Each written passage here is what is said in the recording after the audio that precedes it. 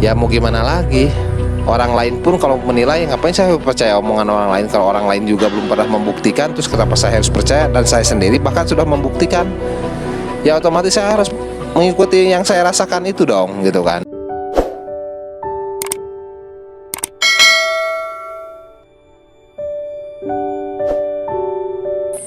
Assalamualaikum warahmatullahi wabarakatuh. Waalaikumsalam warahmatullahi wabarakatuh. Salam Om Swastiastu, Namo Buddhaya, salam kebajikan, salam rahayu, salam sejahtera bagi kita semua. Alhamdulillah, bertemu lagi bersama kami di channel Pencari Jalan Pulang. Dan pada kesempatan kali ini kami sedang berada di Gria Pasulukan, Sumedang, Jawa Barat. Dan saya ditemani oleh Bang Teja, Pak Aden, dan Pak Parisno. Baik, di video kali ini kami akan berdiskusi santai dengan topik pembahasan yang akan kita bahas, yaitu mengenai setelah kita menyambungkan akan Tuhan, apa yang harus kita lakukan. Mungkin terlebih dahulu Bang Teja bisa memberikan perspektif atau penjelasan dari video yang akan kita bahas kali ini. Silahkan Bang Teja.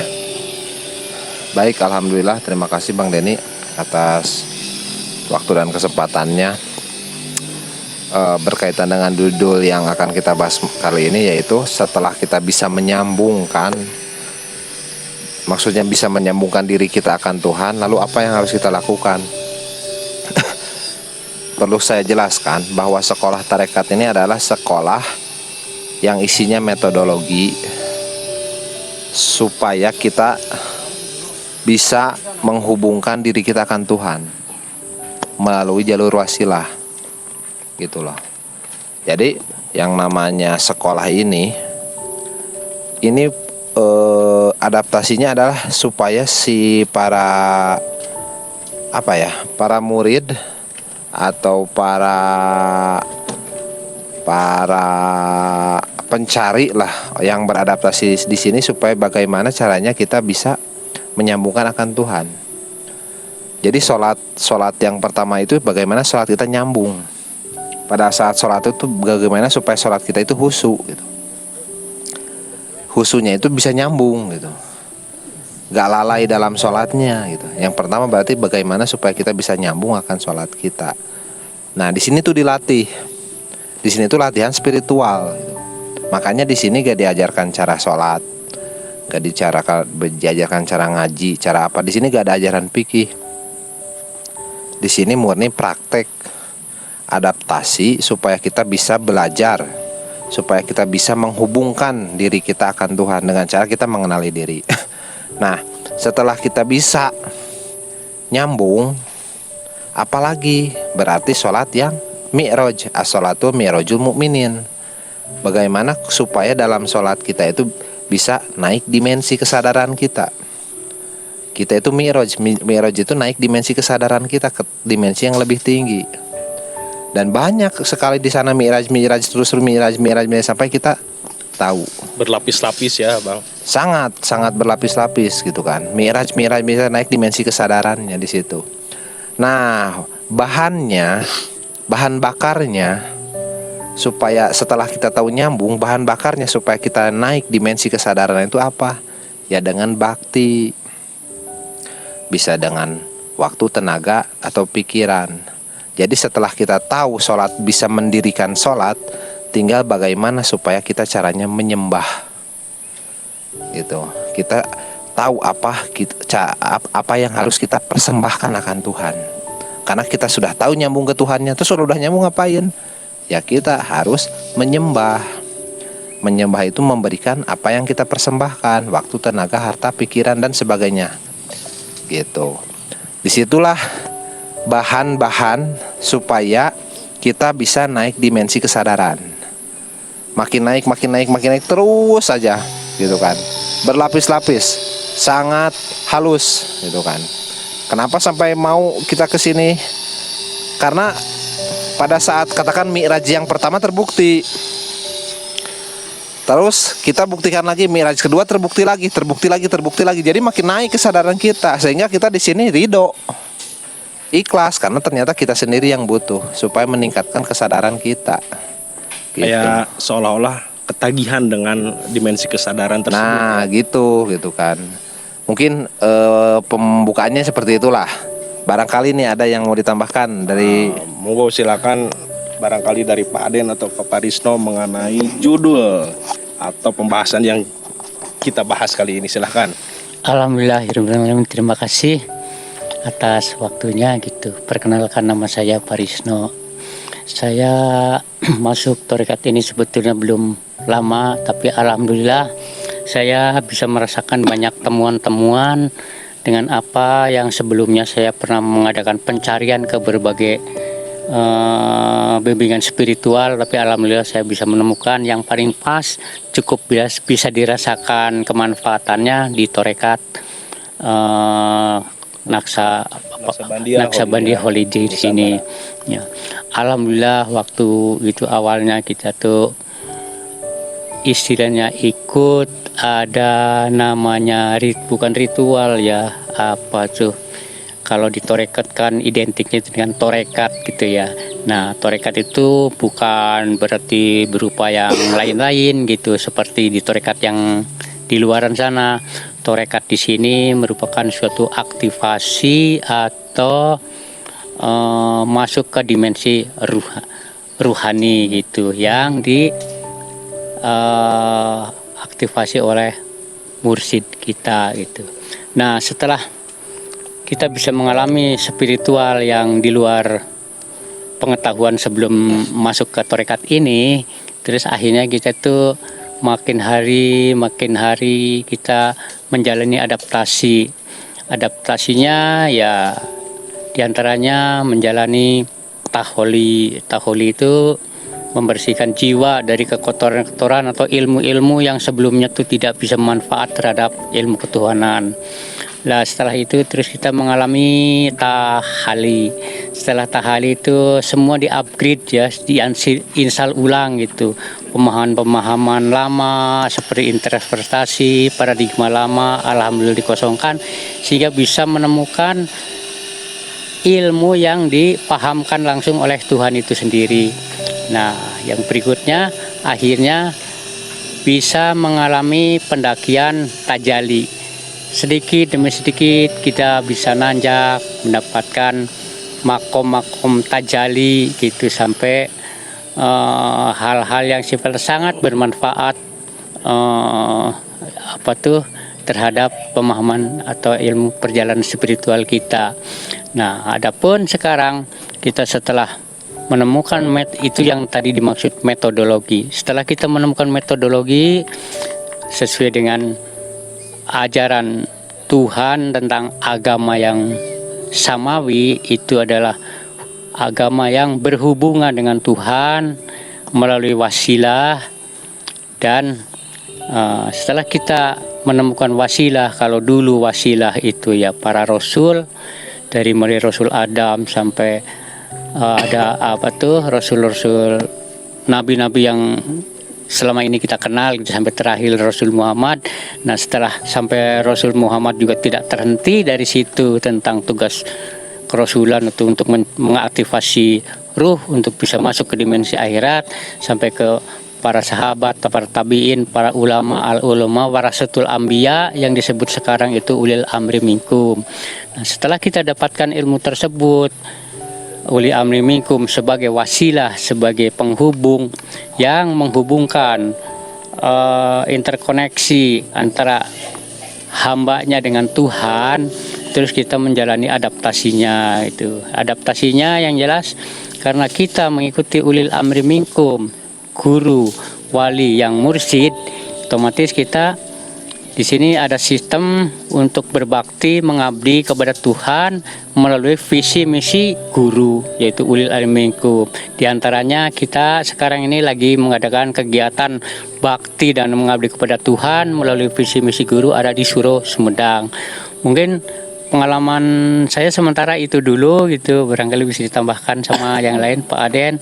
Setelah kita ubudiah di Suro ini, berbagai pengalamannya mungkin liku-likunya suka Silakan Pak Aden. Baik.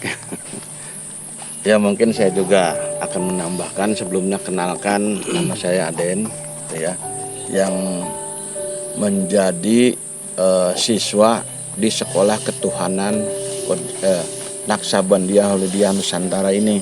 Udah tua boleh ya Pak Aden jadi siswa? Boleh. Boleh. Karena dari dulu kan saya belum menemukan Oh, iya, jalannya. iya.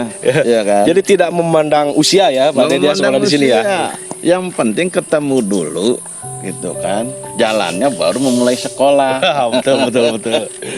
Sekalian saya lanjutkan dengan judulnya nih ya. Apa namanya?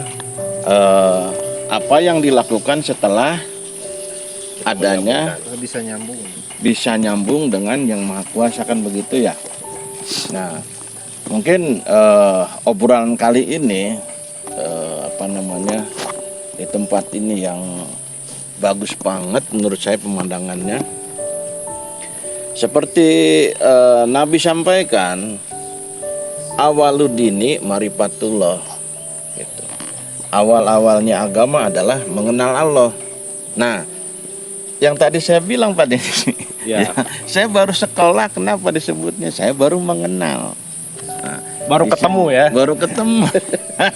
Kalau dulu belum gitu kan ya.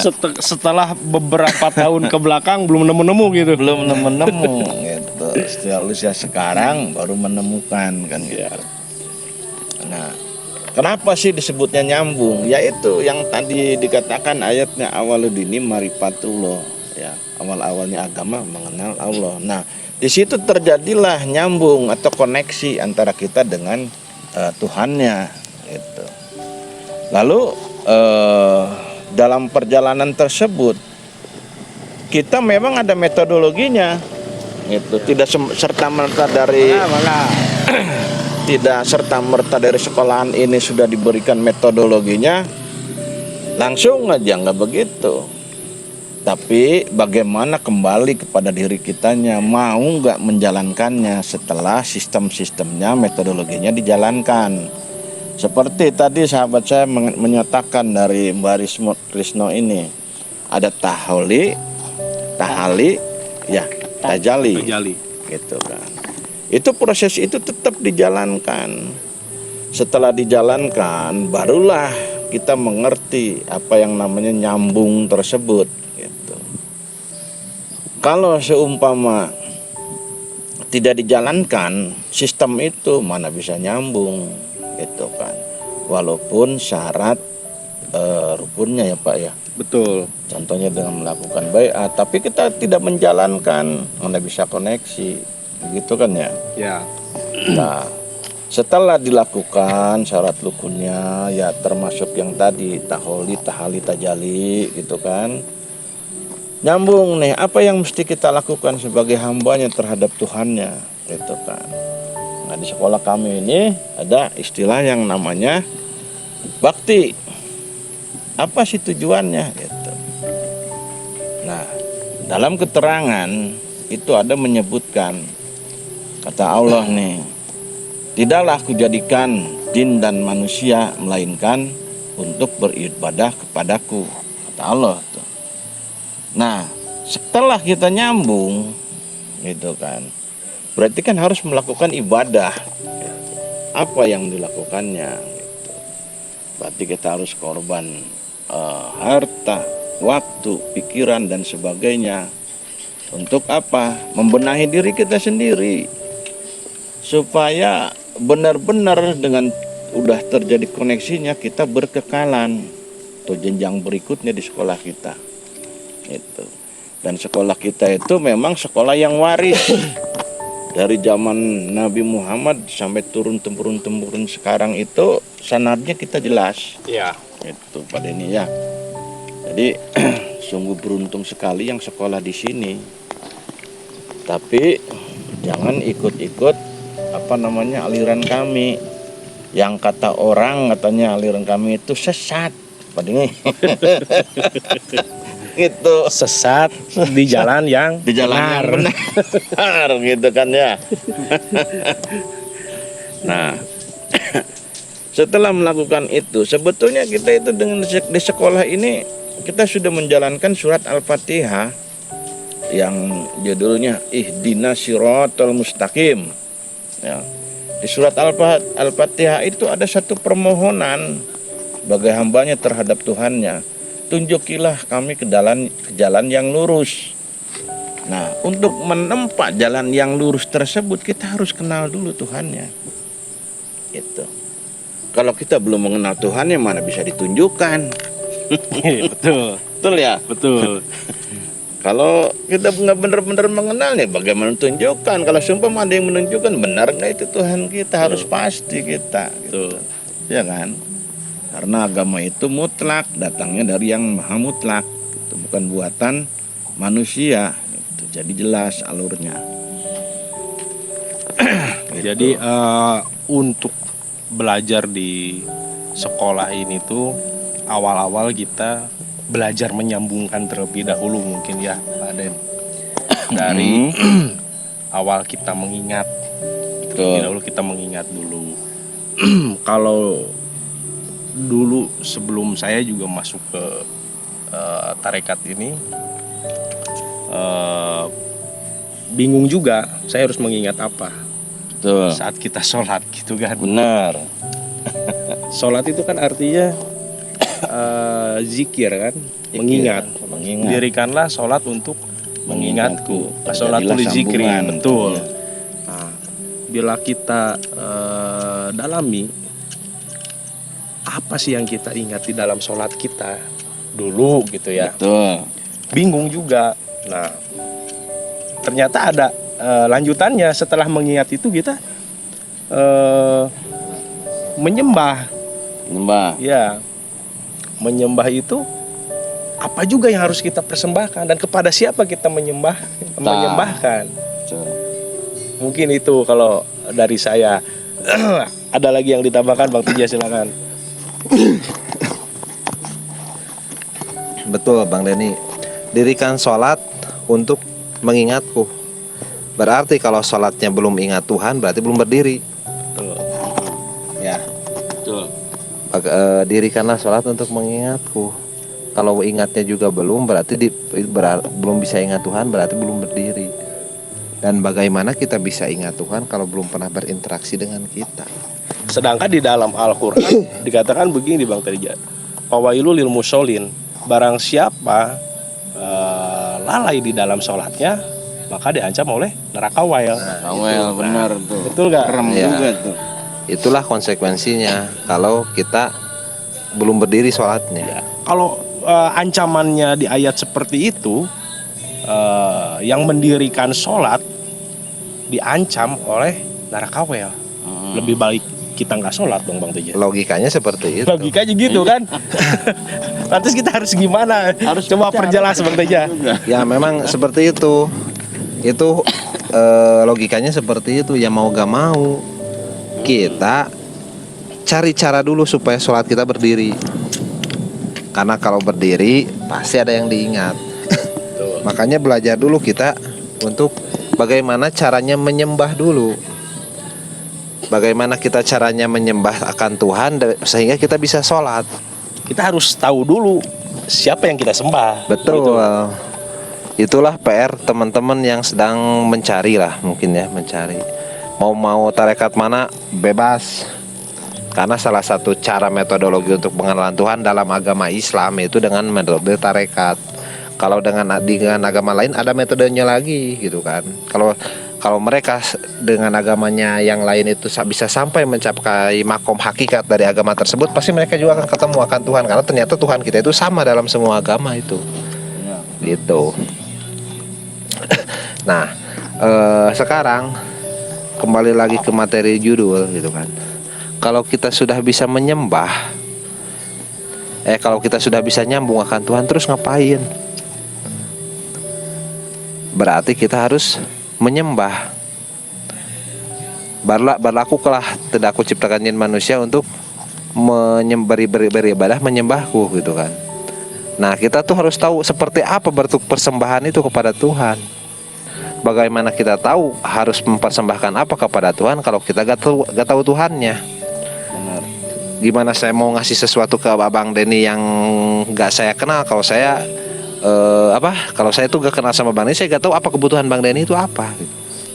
Jadi intinya kita harus ketemu dulu, kenal dulu, baru kita bisa menyembah, ya. beribadah gitu ya. Memang syarat kenal itu harus ketemu dulu. Ya, baik Pak Parisno, silakan. Dari tadi kayaknya ada yang ingin disampaikan. Ini Silakan apa? Pak Parisno. Ya disinilah gitu ya. Saudara kita nih. Perlunya pentingnya kita bertorekat. Nah, tapi kenyataannya pada masyarakat luas ini apa sih torekat? Bahkan dianggap sesuatu yang baru gitu. Padahal semenjak dulu zaman Nabi, bagi kalangan awam tuh zaman Nabi aja nggak ada torekat gitu ya. Ya memang betul zaman Nabi itu nggak ada istilah torekat. Tapi kenyataan praktek bertorekat itu udah berjalan semenjak Nabi Adam. Apa di torekat? Torekat itu adalah suatu metode, ya. Terus di situ terdapat suatu pembimbing yang dibimbing langsung oleh sang pembawa wasilah gitu. Kalau dulu jelas para nabi pembawa wasilah. Kalau sekarang di zaman kita sendiri, yaitu tadi sempat saya sampaikan adalah warasatul ambiya.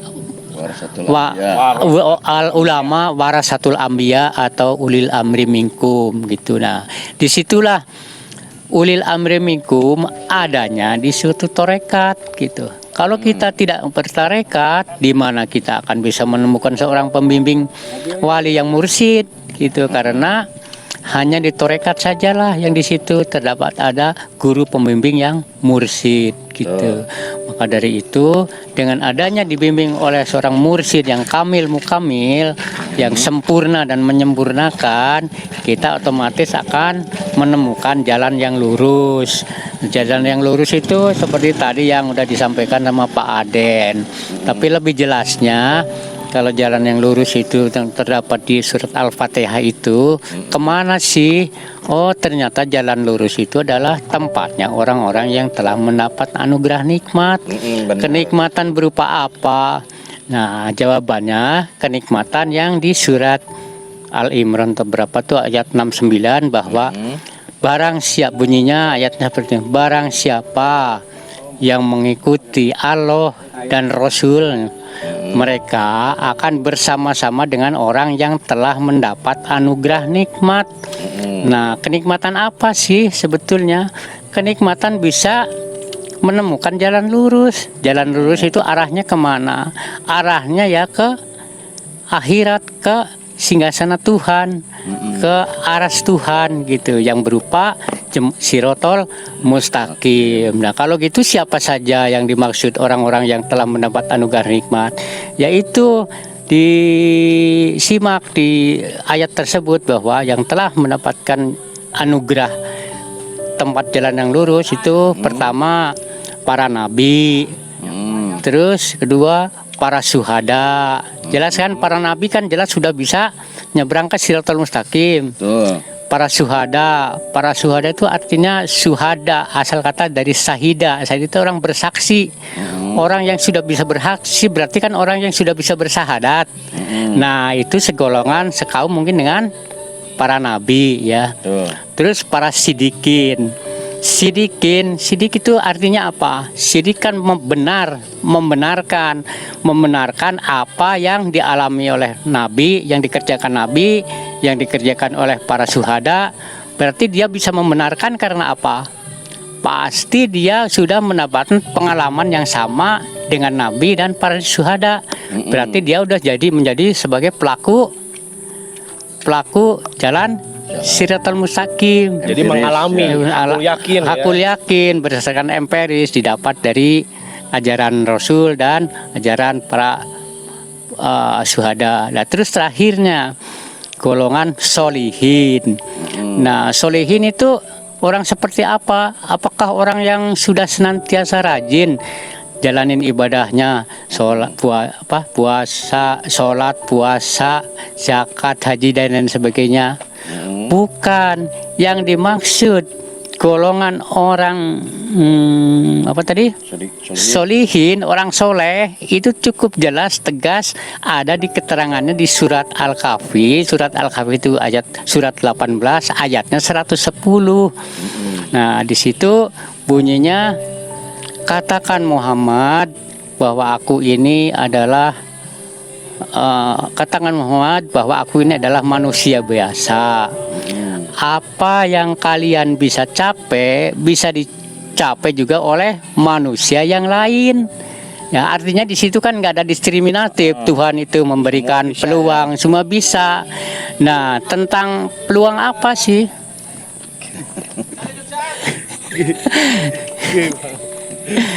Peluang apa sih yang di situ? Barang siapa ingin bertemu dengan Allah, hendaklah lakukan amal soleh. Nah, jadi amal soleh itu ternyata metodologi cara menemui Tuhan. Nah, kalau kita sudah menjadi orang soleh, menemukan ilmu, metodologi, jelas tidak akan melakukan perbuatan syirik. Nah, kalau gitu kita sekarang termasuk golongan yang mana? Nabi bukan, syuhada bukan, terus sidikin bukan. Terakhir berarti kita ada di golongan yang terakhir, yaitu orang yang bisa mempunyai metodologi cara berhubungan dengan Tuhan. Kalau gitu cocok nggak dengan zaman kita sekarang ini? Nah, mungkin itu pemahaman saya yang bisa. Beda generasi ya. Baik, terima kasih Bapak Risno. Mungkin di sini saya ingin berdiskusi dengan saudara-saudara semua. Nah, baik mengenai judul yang kita bahas setelah kita menyambungkan akan Tuhan, lalu apa yang akan kita lakukan. Nah, tujuannya setelah kita melakukan apa yang kita lakukan itu, kita tuh sebetulnya mengharapkan apa sih? Sebetulnya yang kita cari itu apa sih? Nah, mungkin Bang Teja bisa menjelaskan, silakan Bang Teja. Setelah kita mendapatkan sekolah ini gitu jalannya ya. Tujuannya itu Tujuan apa mana? sih? Akhirnya apa sih gitu. Ya memang nggak bisa dipungkiri ya bahwa kita awalnya tujuan kita di sekolah ini atau kita mencari Tuhan itu kan tujuannya pengen selamat dunia akhirat. Saya sih gitu. Awalnya pengen selamat dunia akhirat, pengen surga lah gitu ibaratkan. Tapi semakin faktanya gitu, semakin beradaptasi di sekolah ini, bukan itu ternyata, yaitu kita berharap rahmatnya, karena dengan dapetin rahmatnya paket komplit gitu.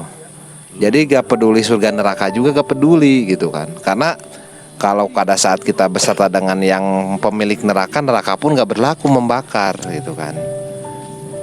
Nah, neraka yang saya maksud di situ ya katakan neraka dunia lah, misalkan seperti itu. Jadi surga, neraka atau apapun itu bukan jadi destinasi terakhir ya. Bukan gitu kan, destinasi terakhir ya kita mengejar rahmatnya itu gitu kan. Karena sangat apa ya? Ya kenapa gini? Kita logikanya, ngapain kita pengen rahmat? Wong kita gak tahu barangnya kok. Kodim. Iya, karena abstrak gitu loh. Ngapain kita pengen rahmat daripada rahmat yang sudah terkiaskan saja, surga aja. Ngapain kita pengen rahmat? Karena kita gak tahu sebenarnya rahmat itu apa barangnya. Kalau kita sudah tahu barangnya, kita ketagihan, gitu loh. Makanya di sini ya kita berjuang, berusaha supaya kita berbuah rahmat.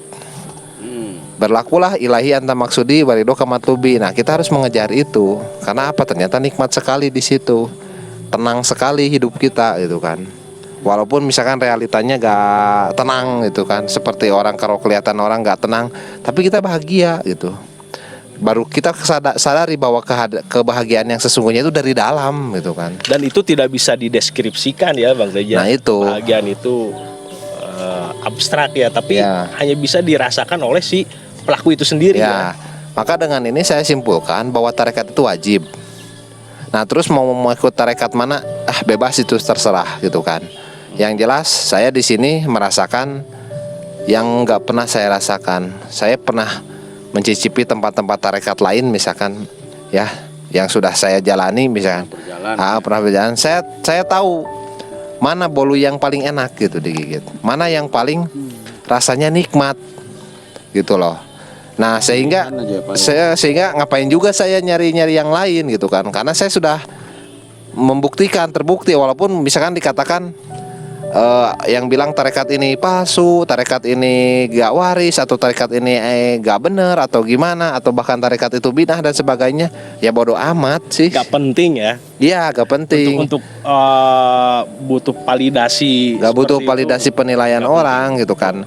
Tapi ya kalau kita sudah merasakan ternyata di sini buahnya, ya mau gimana lagi. Orang lain pun kalau menilai, ngapain saya percaya omongan orang lain kalau orang lain juga belum pernah membuktikan. Terus kenapa saya harus percaya, dan saya sendiri bahkan sudah membuktikan, ya otomatis saya harus mengikuti yang saya rasakan itu dong gitu kan.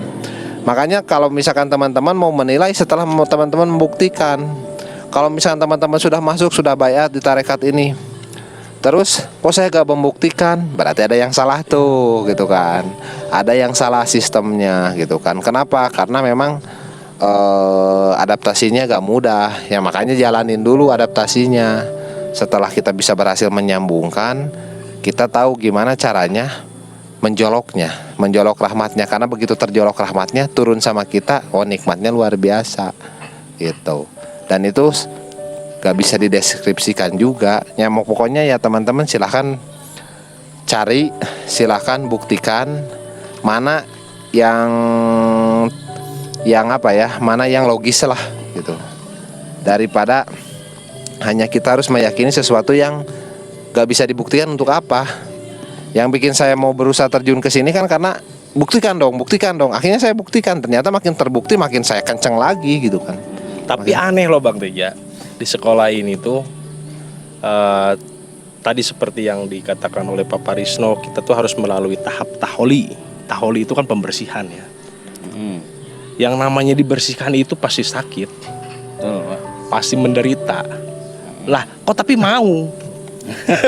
Itu yang saya aneh di sekolah itu. Kita tuh masuk sini dibersihkan, menderita, tapi kok mau? Tapi kok masih dijalani gitu? Ya, itulah karena apa? Karena kita dimasukin api beserta pemilik api. Kayak Nabi Ibrahim dimasukin ke api, hukum api yang panas gak berlaku.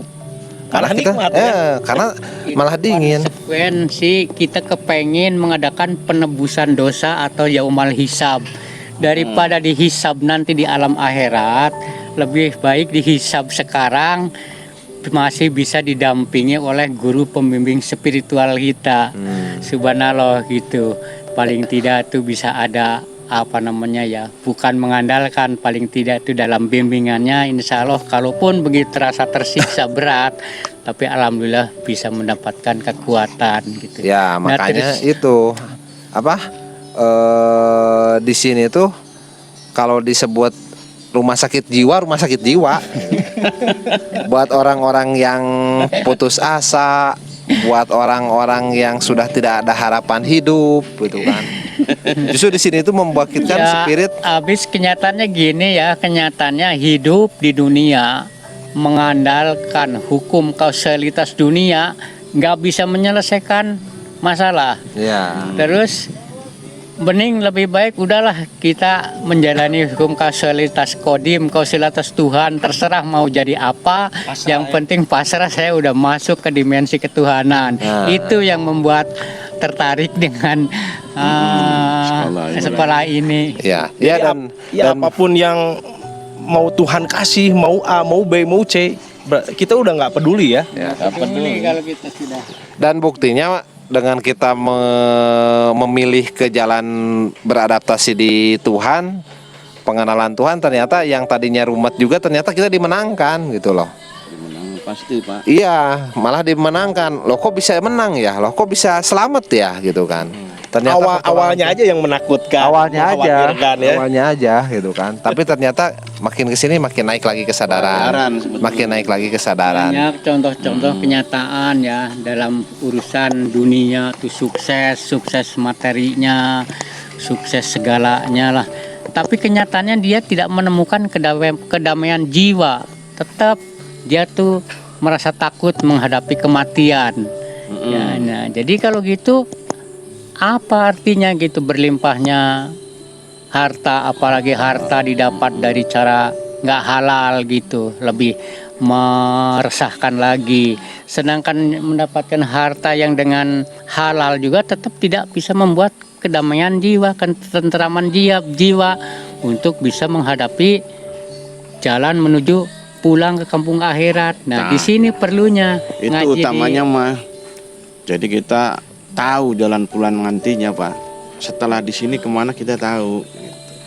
Kadang kita tuh banyak tertipu dengan duniawi ya.